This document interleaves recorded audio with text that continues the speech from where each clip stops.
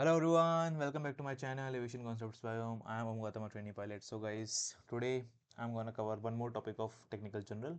And guys, we are covering this technical general POF, principles of flight. So I recommend you to watch the previous three videos first, then come to this video. Okay, so that you can understand the topic much better.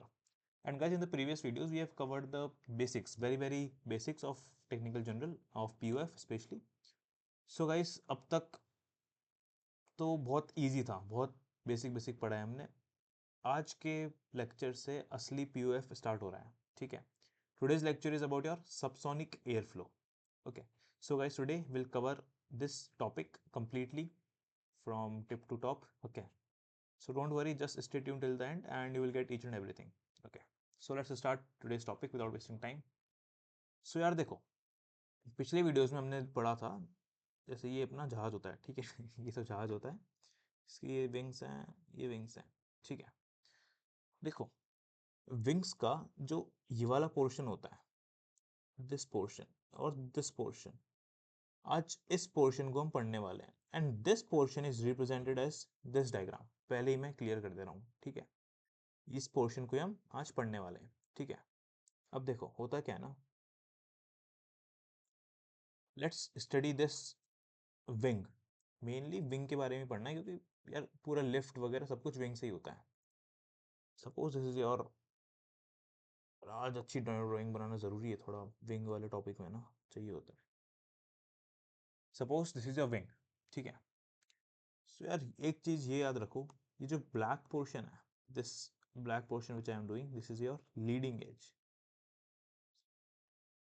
ठीक है। और उसके पीछे वाला जो portion है, that portion is your trailing as. Okay, so remember these things guys, leading edge, trailing edge. Now I'll cover, there is a thing known as a chord line. Now what is the chord line? अब देखो ध्यान से सुनना, chord line is the straight line joining from the center of curvature of leading edge to the trailing edge. देखो मैंने क्या बोला, straight line from the leading edge and trailing as, ये स्ट्रेट लाइन, ठीक है। This is your chord line. इस line को हम क्या बोलते हैं, कॉर्ड लाइन बोलते हैं। वैसे नोट्स में फोटो है, there's a diagram of this wing completely, so you can watch there. Okay, so this is your chord line. Okay, now अब एक और टर्म है, that term is your chord. The distance of this line, the distance of this line is your chord, ठीक है। Now guys there's a term known as your camber line. अब देखो camber क्या होता है, ठीक है। Camber is a line which divides the wing equally. अब इक्वली कैसे है, इक्वली इन अप, कि इसके अपर पोर्शन और लोअर पोर्शन में एरिया बिल्कुल सेम है। ओके, और कॉर्ड लाइन क्या थी, chord line is just a straight line, so there is difference. This upper one, which is dividing the upper surface and lower surface equally, that line is known as your camber line. And the line which is a straight line joining from the leading edge to the trailing edge is your chord line. So this upper one, it is not fixed that it will be up, it will be low. We'll discuss that as well. Okay, so देखो this, इस case में upper one वाली जो है वो क्या आपकी camber, because it is dividing the upper and lower surface equally. और ये जो नीचे वाली, that is your chord line, ठीक है। इतना क्लियर हो गया, केम्बर और कॉर्ड। अब एक बार इसकी थ्योरी पढ़ लेते हैं थोड़ी सी, उसके बाद वापस हम डायग्राम्स पे आएंगे। So first see this diagram, देखो this is your leading edge radius and this is your trailing edge. इतना क्लियर है। एंड देखो, it is a straight line, this is straight line joining from the center of curvature of leading edge to the center of curvature of trailing edge, that is your chord line. And there's a camber line is this one which is dividing the upper portion and lower portion equally। देखो ये portion और ये portion equal है, this is your camber line। अब देखो एक चीज होती है maximum camber. Now what is this maximum camber? Maximum camber is the place where there is a maximum difference between a camber line and a chord line, that is known as your point of maximum camber. जहां पर सबसे ज्यादा thickness है, that is your point of maximum camber. Okay, now guys देखो, एक term पिछले video में भी हमने डिस्कस करी थी, it is your aerofoil. Aerofoil क्या होता है? Any shape which is capable of producing lift with maximum efficiency is your aerofoil. Okay. Now chord line is a straight line joining from the center of curvature of leading edge and trailing edges of an aerofoil. ठीक है, तो ये chord line, chord क्या है? Distance है, और angle of incidence. Now there's a new term which is angle of incidence. So देखो, angle of incidence के लिए ना आपको बेसिक आइडिया होना चाहिए एक्सिस का, about your axis of aircraft. ठीक है, सो the first one is your longitudinal axis. बहुत बेसिक बताऊंगा मैं अभी. तो देखो, लॉन्गिट्यूडनल एक्सिस क्या होता है? The axis from the nose to tip. देखो, suppose this is your aircraft, so यहाँ नोज से लेके एंड तक की जो एक्सिस है, that is your longitudinal axis. From your nose to tail, this is your longitudinal axis. Now we'll discuss about lateral axis. Lateral axis is from wingtip to wingtip. It's from your wingtip to wingtip, that is your lateral axis. देखो, suppose this is your aircraft and this, so this axis is your lateral one, so this is your lateral axis. Now let's study about one more. There's one more known as your normal axis or directional axis. It is, you need to assume it in 3D. Suppose this is the wing, so this perpendicular one is your directional axis, okay, or normal axis. So अब देखो, अब बात आती है आपकी angle of incidence की.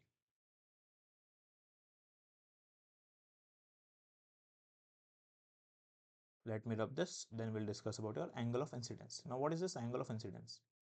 अब देखो, angle of incidence. Angle of incidence is the angle between your wing root chord line and longitudinal axis of aircraft. देखो, आपको longitudinal axis तो मैंने बता दिया क्या होता है. From nose to tail is your longitudinal axis. Now what is this wing root? देखो, suppose this hand is my wing. ठीक है, this hand is my wing. तो this portion, this starting portion, मतलब my shoulder, ठीक है, so this portion is the root and that portion, this portion is your tip. So this is root, this is tip. ठीक है, so angle between this wing root chord line, देखो यहाँ wing root और longitudinal axis कुछ ऐसे होगी. So angle between this is your angle of incidence. And guys, remember one thing, angle of incidence is fixed for wings. Now we just think and answer.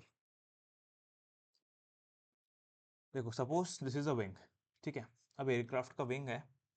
Aircraft का wing, आप उसकी angle change कैसे कर सकते हो? आप उसका angle of incidence तो चेंज कर ही नहीं सकते. सो दिस इज फिक्स्ड. अब क्यों नहीं कर सकते? देखो, आप है ना पूरे विंग को ऐसे मूव नहीं कर सकते. You can't move this wing completely. So that is why for wing angle of incidence is fixed. But for the tail plane, but for the tail portion, देखो टेल पोर्शन भी ना, it's a kind of small wing only. So that tail portion is movable. If that is movable, then its angle of incidence is variable. Angle of incidence is, remember this thing guys, angle of incidence is variable for tail plane. और ये wing के लिए क्या होता है? Fix होता है, because आप पूरे विंग को मूव नहीं कर सकते हो. ठीक है, सो अब उसका एंगल फिक्स है. Angle of incidence is fixed for wing. So let's read the theory now, कि थ्योरी क्या बोल रही है एक बार देख लेते हैं. The angle between the wing root chord line and longitudinal axis of aircraft. This angle is fixed for wing but may be variable for tail plane. It can be variable for tail plane, which we have discussed. Now what is the camber line or mean line? देखो, camber line को ना mean line बोलते हैं. It's a second name for camber line. A line joining the leading edge and trailing edges of an aerofoil equidistant from upper and lower surface. देखो, एक होती है chord line, एक होती है camber line. दोनों को अलग अलग रखना है तुम्हें, confusion नहीं चाहिए. केम्बर क्या है? Camber is a line which is dividing the upper surface and lower surface equally, ठीक है। और कॉर्ड क्या है? It's a straight line joining from the leading edge and trailing edge. Chord equally divide नहीं कर रहा है, इट कैन बट कर सकता है, बट केम्बर का मेन काम है, camber is a line which is dividing the upper portion and lower portion equally, ठीक है। Chord is not that, chord can be. वो कब होता है? Let's discuss that now only, ठीक है। सस्पेंस क्यों रखना फालतू में। देखो, suppose guys I give you the condition कि यार एक विंग है ना, असिमेट्रिक है, और एक विंग सिमेट्रिक है। Now just pause the video and think कि क्या हो सकता है असिमेट्रिक एंड सिमेट्रिक। देखो मैं तुम्हें हिंट दे देता हूँ, ये होगा तुम्हारे कॉर्ड और केम्बर से रिलेटेड, ठीक है। This is asymmetric wing and symmetric wing. देखो अभी तक जो हमने डिस्कस किया था ना ऊपर, वो है हमारा असिमेट्रिक विंग्स, एंड हम यही डिस्कस करने वाले हैं। Will discuss asymmetric only, but there are symmetric wings as well. देखो सिमेट्रिक में क्या होता है ना, सिमेट्रिक में your chord line and camber line are overlapping each other. देखो this is the line which is dividing the upper and lower portion equally, and this is the same line which is dividing, not dividing, this is the same line which is the straight line from the leading edge till the trailing edge. So at this time your cord and camber are overlapped to each other, so this is known as your symmetrical aerofoil. और जिसमें भी देखो, एक होता है हमारा asymmetric wing. Asymmetric में क्या होगा कि this is your chord line and camber line ऐसे हो सकती है, केम्बर लाइन ऐसे हो सकती है। अब देखो योर कॉर्ड लाइन, अगर आपकी केम्बर लाइन ऊपर है, if your camber line lies above your chord line, then this will be known as your positive camber, okay. If your camber line lies below your chord line, then this will be known as your negative camber. मेरी drawing पर मत जाना, मेरी drawing खराब है थोड़ी, ठीक है। तो आई होप कि आपको आइडिया समझ आ गया होगा कि positive camber, negative camber, symmetric asymmetric क्या है, ठीक है। So this is the thing guys, so remember this thing. Symmetric aerofoil में क्या होता है, आपका chord line and camber line are coincidental और it is overlapping to each other, ठीक है। Now let's move to the next thing which is your maximum camber. अब देखो मैक्सिमम केम्बर हमने डिस्कस कर लिया कि जो जहाँ पर सबसे ज़्यादा there is a maximum distance between the mean line और your camber line, mean line between your mean line और कॉर्ड लाइन, ठीक है। Maximum distance between chord and camber, ठीक है। केम्बर को क्या हम बोलते हैं? मीन लाइन बोलते हैं। Maximum distance between chord and camber, so this is your maximum camber, this is the point of maximum camber. अब देखो इसको रिप्रेजेंट कैसे करते हैं हम। देखो यार जनरल नेविगेशन में भी हमने डिस्कस किया था, परफॉर्मेंस वाले लेक्चर्स में अगर आपने देखे हो तो, कि यार किसी भी चीज़ को है ना रिप्रेजेंट किया जाता है in the terms of percentage aft of the leading edge, कि वो चीज़ लीडिंग एज से कितना पीछे है, ठीक है। Suppose there is a wing, this is a wing, okay. So suppose this is the point of maximum camber, मैं ये मान लेता हूँ, ठीक है। तो मैं इसको रिप्रेजेंट कैसे करूँगा? It is represented as, suppose this is my leading edge, so I will say it is 30%, 40%, 25%, so I will say 25% aft of leading edge, 25% aft of leading edge. So this is the way to represent the point of maximum camber कि यहाँ पर है। Position बता रहा हूँ मैं, अगर मान लो यहाँ होता, सिर्फ पॉसिबल नहीं है, लेट सपोज यहाँ होता तो मैं क्या बोलता, 80% आफ्ट ऑफ लीडिंग एज, ठीक है। अगर यहाँ होता तो 10% आफ्ट ऑफ लीडिंग एज। यहाँ होगा नहीं, वैसे मैं बता रहा हूँ आपको, जस्ट एन एग्जाम्पल, समझ में आपको कि होता क्या है aft of leading edge, okay guys. So till now we are very clear कि मैक्सिमम केम्बर क्या है, सारा बेसिक्स क्लियर होना चाहिए, क्योंकि यार आगे चीज़ें थोड़ी सी डिफिकल्ट होंगी, डिफिकल्ट नहीं होंगी, for that you need to clear your basics. So if the camber line is below the chord line, it is said to be a negative camber, we have discussed. और symmetrical aerofoil क्या होता है? The aerofoil which has no camber because the chord line and camber line are coincidental, जिसमें maximum camber होता ही नहीं है, क्योंकि यहाँ पे कॉर्ड लाइन और केम्बर लाइन आर कोइंसिडेंटल और it is overlapping to each other, ठीक है। There's something known as a thickness to chord ratio. The maximum thickness or depth of an aeropulse section is expressed as a percentage of the chord with its location as a percentage of chord aft of leading edge. We have discussed this, ठीक है, nothing new. Now leading edge radius we have covered that also कि starting में जो ये wing है तो इसका ये जो radius है, this is your leading edge radius, ठीक है। Now there is something known as your relative airflow. यार देखो relative airflow है ना, relative airflow की तीन qualities होती हैं. We discuss that qualities. पहली बात तो airflow क्या है यार, देखो ऐसा होता है जहाज जिसमें होते हैं विंग्स, और हम बात क्या कर रहे हैं, इस पोर्शन की बात कर रहे हैं, ठीक है, मैं बार बार बता रहा हूँ, हम इस पोर्शन की बात करते हैं, ठीक है। So let's consider this portion, okay. अब इस पोर्शन में ना जो एयर फ्लो विंग्स के ऊपर से जा रहा है वो होता है आपका एयर फ्लो, जो हमें कंसिडर करना है, इज इट रिलेटिव और नॉट। For checking this, that air flow should met three conditions. I remember this by the trick M C D, M C D, ठीक है, सिंपल सी चीज है, एम सी डी, ठीक है, M C D. So the first one is your magnitude, magnitude of that relative airflow is TAS. Point ये बोलता है कि जो एयरफ्लो जिस स्पीड से एयरक्राफ्ट फ्लाई कर रहा है, मान लो 120 नॉट से फ्लाई कर रहा है, so with that same speed only, उतनी ही स्पीड से आपके विंग्स के ऊपर से एयरफ्लो पास होना चाहिए, और अगर उतनी ही स्पीड से होता है so that is your TAS. So the magnitude of airflow should be TAS, okay. And the third and the second one is your condition, ठीक है। अब कंडीशन बोलती है कि air which is close to और नियर बाय दिस एयरक्राफ्ट, मतलब जैसे aircraft है, अब एयरक्राफ्ट इस एयर में, अरे यार बहुत ही गंदी ड्राइंग, बहुत ही गंदी ड्राइंग। सपोज दिस एयरक्राफ्ट है, अब एयरक्राफ्ट एयर में आ रहा है, ठीक है, तो इसके आसपास की जो एयर है that should remain unaffected by the presence of this aircraft. So that is a condition. I am not writing that complete condition here, okay. लिख रखा है नोट्स में, पढ़ लेना आप, टेंशन मत लेना, नोट्स मिल जाएंगे आपको इस वीडियो के डिस्क्रिप्शन में। Now there is something known as your direction. अब देखो डायरेक्शन क्या है, डायरेक्शन क्या है, suppose let me draw one more time, this is your aircraft, ठीक है, ये होता है हमारा फ्लाइट पाथ, ठीक है।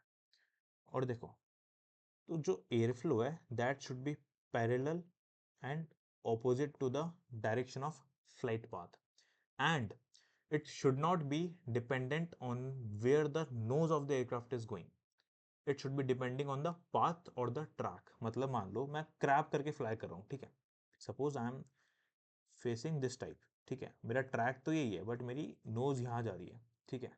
सो एयर फ्लो पैरेलल होना चाहिए फ्लाइट पाथ के, not parallel to its heading, ठीक है। So airflow should be parallel to the path or the track. So this is the condition for a direction. अगर ये तीनों conditions met कर रही हैं, then that airflow will be called as your relative airflow. If the one of the condition, अगर कोई एक condition भी नहीं मिली, इन तीनों में से अगर कोई एक condition भी नहीं मिली, then that airflow will be known as your effective airflow. ठीक है, अगर इन तीनों में से एक कंडीशन भी नहीं मिली then that airflow will be known as your effective airflow, okay. So guys, I hope you understand this relative airflow completely, okay. So guys, let's move to the next point, which is your CP, center of pressure. We have discussed this on in the previous video as well. So your CP is a point from where lift is considered to act, and this point is on the chord line. Suppose this is your wing, this is your chord line, ठीक है। सो CP एक ऐसा point है, suppose here, यहाँ से आपकी lift act करती है, this is a point from where lift is considered to act, okay. And what is the lift, lift is the, देखो लिफ्ट क्या है, लिफ्ट एक फोर्स है which is acting perpendicular to the relative air flow. अभी तक हमने discuss किया था रिलेटिव एयर फ्लो क्या होता है, ये this is your relative air flow. So this is your lift and this is the perpendicular to the relative air flow, ठीक है। So this is your force lift. Now will gonna discuss about your drag. देखो drag है ना अपने आप में एक chapter है, लिफ्ट भी अपने आप में एक चैप्टर है। तो देखो ओवरव्यू कर लेते हैं, discuss.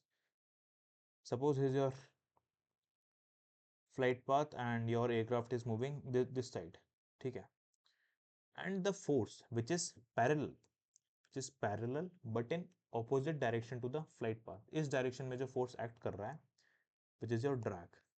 And this force is parallel तो है ना फ्लाइट पाथ के, and in opposite direction to the flight path, so this is a drag, this is a force, ठीक है।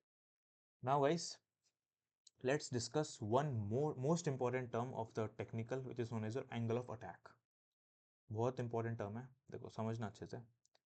Angle of attack is the, इसको है ना रिप्रेजेंट करते हैं अल्फा से, ठीक है। So angle of attack is the angle between your relative air flow and chord line, this is your angle of attack. अब यार देखो थोड़ा विजुअलाइज करने को स्टार्ट करो। टेक्निकल जब आपका स्ट्रॉन्ग जब होता है, जब when you start to visualise the things, just close your eyes and visualise कि what is this angle of attack and how is the angle between the relative wavefront and chord line. अब देखो try to visualise, just suppose this is your wing, ठीक है। This is my chord line and chord line is a straight line. Chord line हमेशा straight line होगी joining from the leading edge to the trailing edge, ठीक है। अब मान लो relative air flow भी ऐसा ही है। एंगल कितना हुआ इनके बीच का, 0 डिग्री, सिंपल। सपोज अब मान लो मैंने थोड़ा सा पिच अप कर रखा है, ठीक है। तो मेरा विंग कुछ इस तरह से, late me draw one more time, थोड़ा सा मैं आपको डिफरेंस बताता हूँ कि एंगल ऑफ अटैक होता क्या है। अरे यार स्ट्रेट ही बन रहा है, हाँ ठीक है। So this is your chord line, ठीक है। ये तो कॉर्ड है, कॉर्ड की क्या डेफिनेशन क्या है कॉर्ड लाइन की? कॉर्ड लाइन की डेफिनेशन बोलती है it is a straight line joining from the centre of curvature of the leading edge till the trailing edge, this is your chord and this is your relative airflow. Now there's an angle, suppose that angle is 10 degree, so angle of attack is 10 degree in this case, ठीक है। So this is your angle of attack, angle between your relative airflow and chord line is your angle of attack, ठीक है। So I hope guys you understand these terms, important है यार, सब important है। और मान लो अगर वो एयर फ्लो रिलेटिव ना हो, इफेक्टिव होगा। जो एयर फ्लो रिलेटिव नहीं होता that is your effective air flow. So the angle between the chord line and effective air flow is known as the effective angle of attack. उस angle of attack को क्या बोल देंगे हम? Effective angle of attack बोल देंगे, ठीक है। Now guys understand this terms.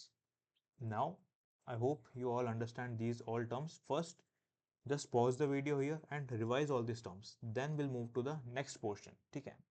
And that portion where we're gonna discuss about your 2D airflow. ठीक है?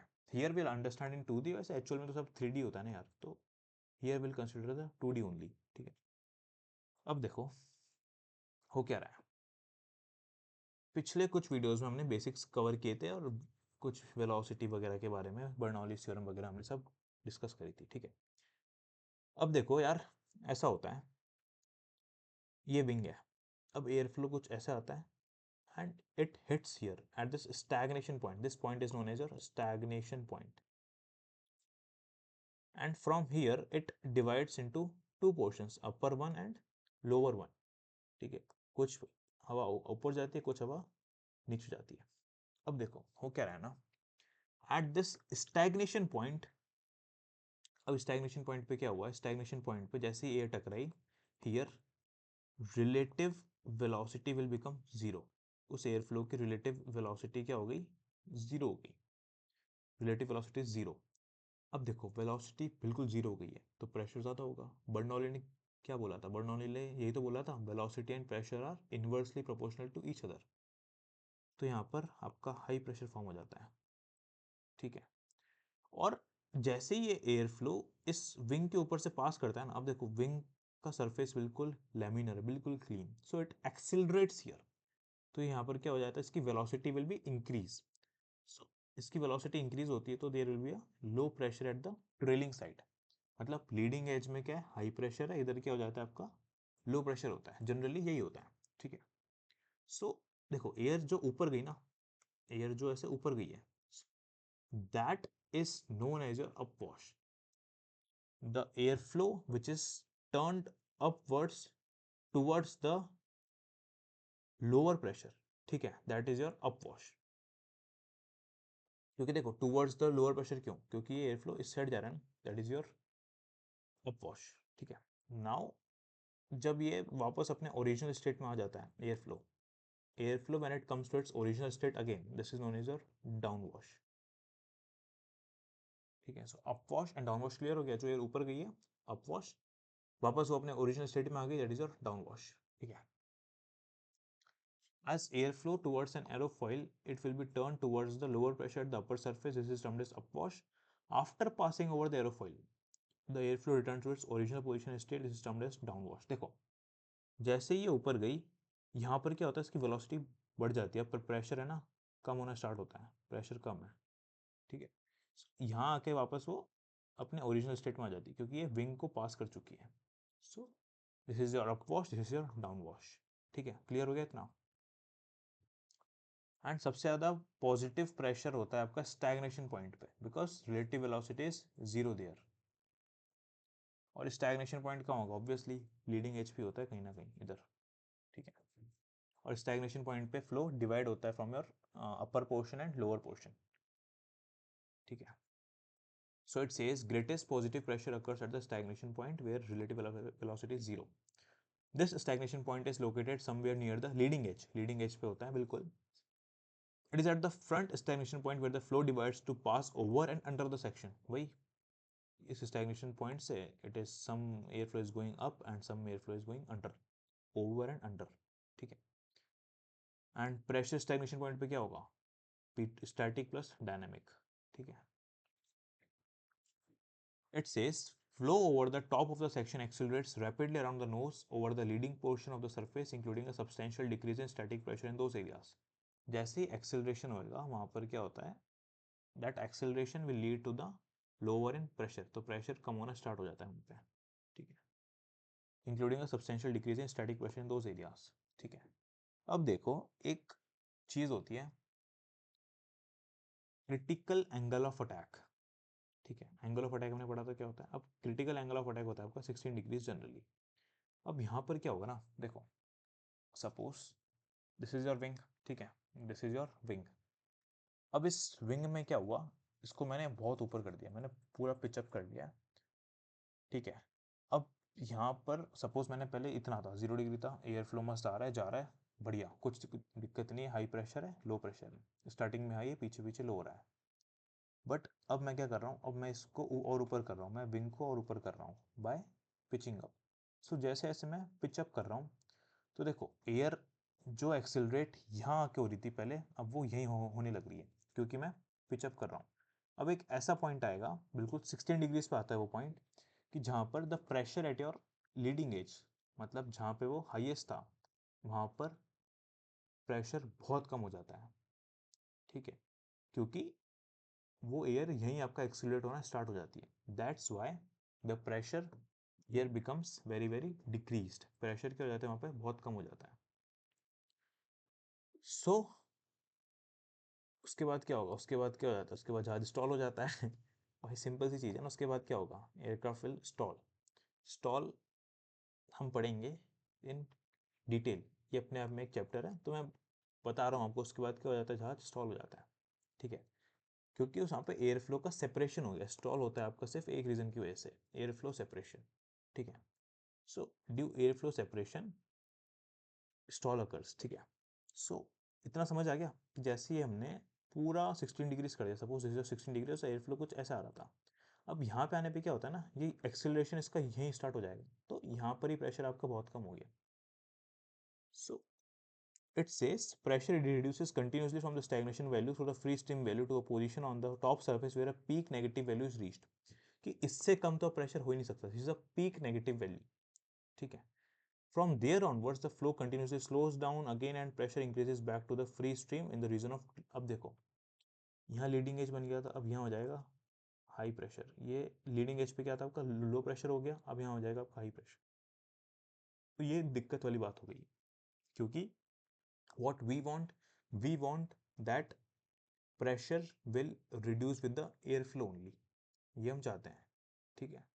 क्योंकि अगर आप ऐसे होगा और कोई भी चीज़ फॉलो क्या करना चाहती है, कोई भी चीज़ हाई से लो जाना चाहती है, so there's a disruption in complete air flow. Will discuss that in stall कि एयर फ्लो में डिस्टर्बेंस कैसे हुआ, क्या हुआ, विल डिस्कस दैट. तो अभी ये चीज़ समझ में आ गई कि यहाँ पर लो प्रेशर हो जाता है अगर आप 16 डिग्री के ऊपर जाते हो, because there's a peak negative value is reached already, और यहाँ पर हाई प्रेशर हो जाता है. So this is the thing guys, remember this thing. Now we're gonna discuss something about your angle of attacks, -4 degree, 0 degrees और something. उससे पहले ना यार एक चीज डिस्कस कर लो, प्रेशर ग्रेडियंट. देखो ग्रेडियंट का मतलब होता है चेंज, ठीक है. So pressure gradient means there's a change in pressure with the distance, ठीक है. डिस्टेंस के साथ प्रेशर कैसे चेंज हो रहा है, that is your pressure gradient. अब देखो फेवरेबल ग्रेडियंट जैसे ही मैंने अभी बताया था, हम क्या चाहते हैं कि भाई यहाँ हाई प्रेशर हो और यहाँ लो प्रेशर हो. Pressure should be decreasing with the air flow only, that's what we want, ठीक है. So this is a favourable one. अब एक चीज होती है आपकी, this is a favourable pressure gradient. Now one thing known as your adverse pressure gradient. Adverse मतलब उल्टा. एडवर्स प्रेशर ग्रेडियंट में क्या होगा कि with the air flow your pressure is also increasing, जो होता है आपका above critical angle of attack, जो हमने अभी ऊपर डिस्कस किया था. सो this is your adverse pressure gradient, जहां पर एयर फ्लो के साथ आपका प्रेशर इंक्रीज हो रहा है, that is your adverse pressure gradient. An adverse pressure gradient is when air pressure is rising in direction of airflow, such as between the point of minimum pressure on the top surface and trailing edge, ठीक है. So this is the point guys, ठीक है. Now there's a thing, अब यार एक angle होता है and this angle is for asymmetric aerofoils, ठीक है. Angle of attack at -4 degrees. अब देखो -4 मतलब समझ रहे हो, एक होता है आपका 0 डिग्री, सब let me draw, this is 0 degree suppose. अब -4 में क्या होगा ना, थोड़ा सा tilted down. So in that case for asymmetric aerofoil this angle of attack is known as zero lift angle of attack. यहाँ पर एयरक्राफ्ट में कोई लिफ्ट नहीं होती एट दिस -4 डिग्रीज, ठीक है. एट 0 डिग्रीज देखो, जब फ्लाइट स्टर्डन लेवल है, at 0 degrees there's a lift in asymmetrical aerofoil, ठीक है. But here's the irony, the iron is in the case of your symmetric aerofoils there is no lift at 0 degree. For symmetric aerofoil I'm talking about symmetric one, ठीक है, don't confuse it. For symmetric aerofoil 0 degree is the zero lift angle of attack, ठीक है. But for asymmetric one -4 degrees is the zero lift angle of attack, ठीक है. तो ये चीज important है, आपके डीजीसी में पूछते हैं कि in symmetrical aerofoil at 0 degrees is there a lift, so its answer will be no, there's a zero lift at 0 degrees. But in the case of your asymmetric aerofoils there's a lift at 0 degrees पर आपकी lift होती है, ठीक. और जैसे जैसे आप angle of attack बढ़ाते हो your lift is also increasing, ठीक है. ये चीज दोनों के लिए वैलिड है. बट देखो एक है ना ग्राफ देखोगे आप, असिमेट्रिक एरोफॉइल का ग्राफ होता है स्टार्ट इधर से नेगेटिव वैल्यू से, दिस इज योर -4 0 माइनस, इसका ग्राफ कुछ इस तरह से स्टार्ट होता है दिस.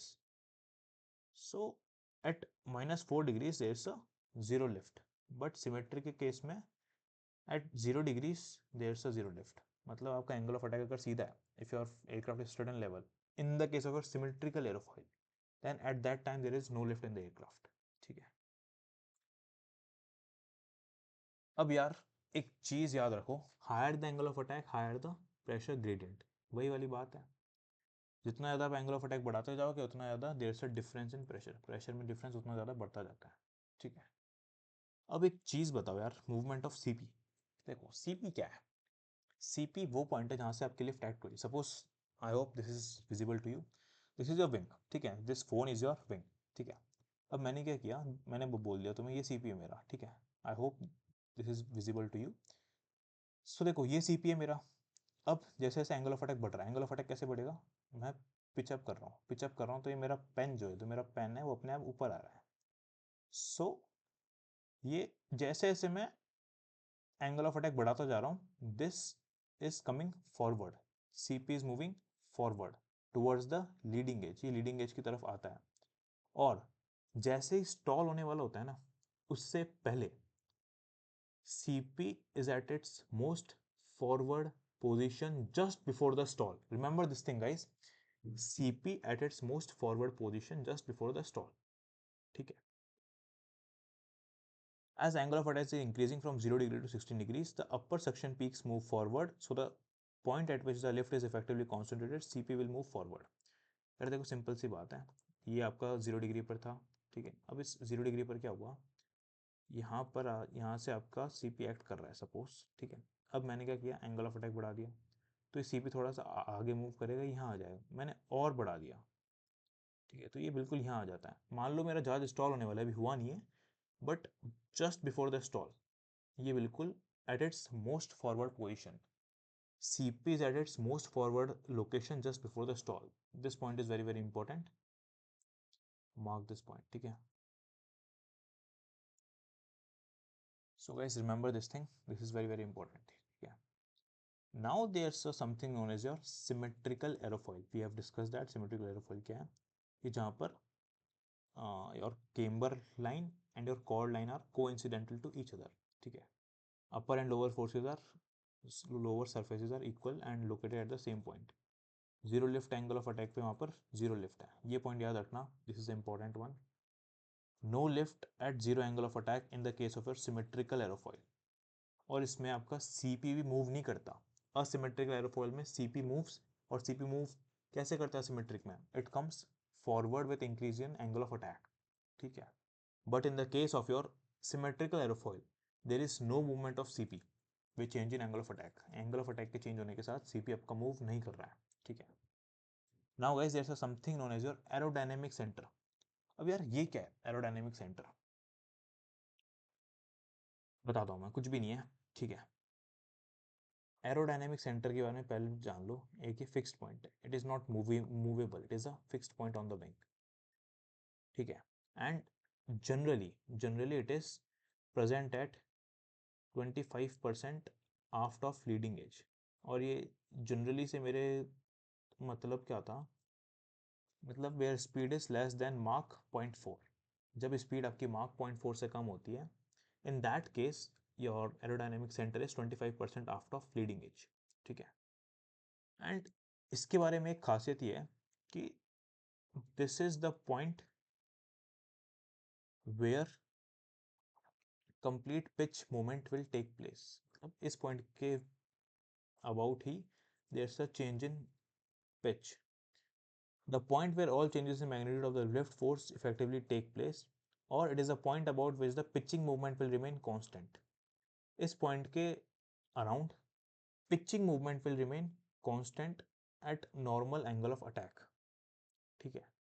यार देखो कुछ भी नहीं है, एक होता है सीपी जहाँ से आपका लिफ्ट एक्ट कर रहा है, और एक होता है आपका एसी। अब देखो ये एक पॉइंट है, ठीक है, सीपी है ये, ठीक है। अब जैसे जैसे मैं एंगल ऑफ अटैक बढ़ाता हूँ तो ये सीपी क्या हो रहा है, पास आ रहा है। और एसी क्या है, एसी तो मेरा फिक्स पॉइंट है।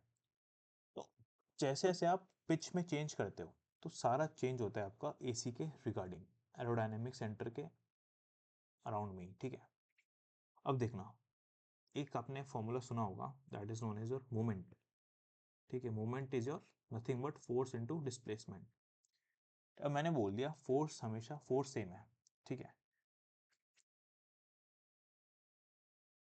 Just a second guys, let me again tell you, moment होता है एक, ठीक है, moment is force multiply by displacement. मैंने बोला मैं मोमेंट क्या रखना है, कांस्टेंट रखना है, मोमेंट कांस्टेंट रहेगा। तो देखो चेंज आ सकता है इन दो चीज़ों से, फोर्स से या डिस्प्लेसमेंट से। अब हो क्या रहा है, देखो दिस इज योर विंग, अब there is a point known as your CP, यहाँ से आपकी लिफ्ट एक्ट कर रही है, लेट इट बी L1, ठीक है, एंड AC हमेशा फिक्स है, AC यहीं रहेगा, ठीक है, this is your aerodynamic centre, ठीक है। सो AC से CP का distance let be it D1, ठीक है। So here your F1 which is the force here is not F1, F तो आपका है, ये M1 ले लेते हैं, चलो let it be the variable M1, M1 is the force of L1 multiply by D1, so this is your moment, ठीक है। नाउ अब क्या किया मैंने, बढ़ा दिया एंगल ऑफ अटैक। अब एंगल ऑफ अटैक जैसे बढ़ाता हूं मैं, तब क्या होता है, CP इज मूविंग फॉरवर्ड। और AC क्या बोला है मैंने, AC हमेशा फिक्स पॉइंट रहेगा, सो AC तो मेरा यही है, बट CP मेरा और पास आ गया, so this distance got a decrease. But जितना डिस्टेंस आपका कम हुआ है उतना ही फोर्स बढ़ा है, सो बेसिकली आपका मोमेंट हमेशा सेम रहेगा, ठीक है। So guys I hope you understand this about AC aerodynamic centre, ठीक है।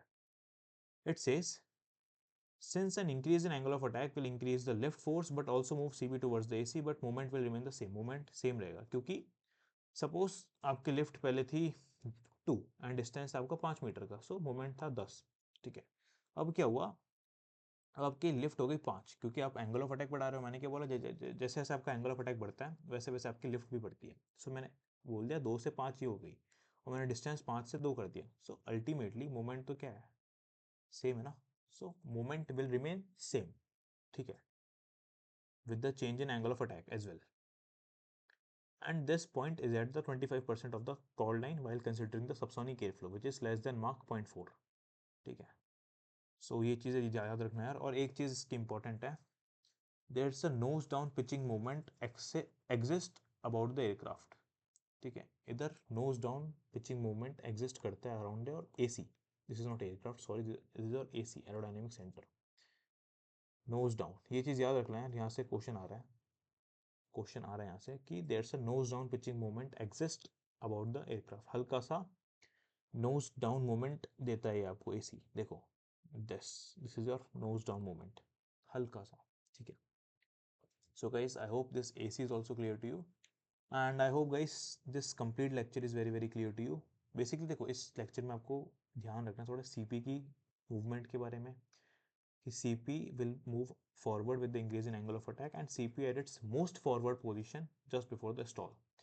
प्रेशर ग्रेडियंट के बारे में पता होना चाहिए, स्टार्टिंग में हाई प्रेशर होता है क्योंकि वहाँ पे रिलेटिव वेलोसिटी जीरो हो जाती है, पीछे जाके बिल्कुल खत्म हो जाए, मतलब पीछे जाके वो इंक्रीज होती है, तो वो इंक्रीज होती है तो वहाँ पे प्रेशर कम होता है। So what is the favourable pressure gradient for us, for us favorable pressure gradient is that in which pressure is decreasing with the direction of air flow।